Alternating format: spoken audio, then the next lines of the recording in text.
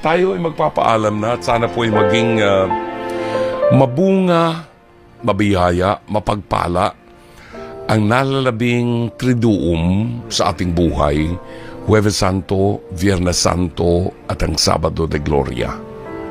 At sa araw ng Linggo, anuman ang pinagdadaanan nating kadiliman sa buhay na ito, sa likod ng krus, nando ng liwanag ni Jesus at ang liwanag ng kanyang muling pagkabuhay.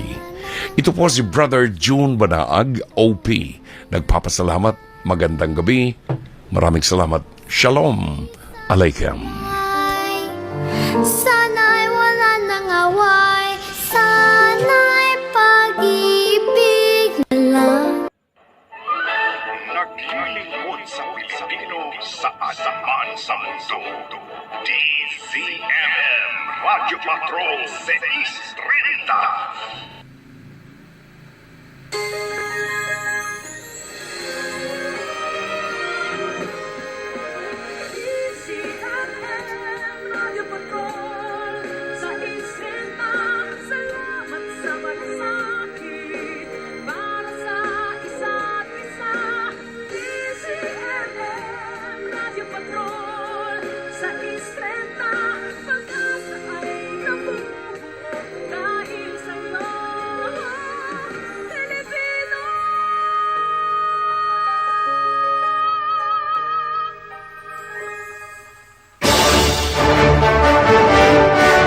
Sa nakalipas na 24 na oras, sumahim papawid ang DZMM Radio Patrol sa 630. Ito ay matatagpuan sa ABS-CBN Broadcast Center, Mother Ignacia, Corner Sergeant Esguerra Avenue, Diliman, Quezon City. Ang aming 50 kilowatt transmitter ay matatagpuan sa Navarrete Street, Panghulo, Obando, Bulacan. Ito ay nasa ilalim ng pagmamayari at pamamahala ng ABS-CBN Corporation na may permit bilang BSD 0484-2009 REN.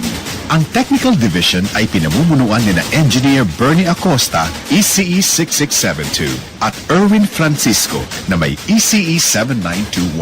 Pawang lisensyado ng Professional Regulation Commission. Ang DZMM Studio ay nasa pamamahala ni Santos Bautista at Lauro Oliveros sa tulong ni na Henry Lopez, Benjamin Gilam, Harold Piozon, Michael Oleriana at Ray Aganon na pawang lisensyado ng National Telecommunication Commission.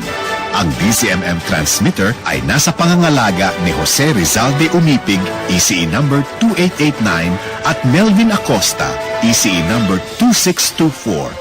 Sa tulong ni Noli Reforma at Robert Españo na pawang lisensyado ng National Telecommunication Commission. Mga kababayan, ang pambansang awit ng Pilipinas.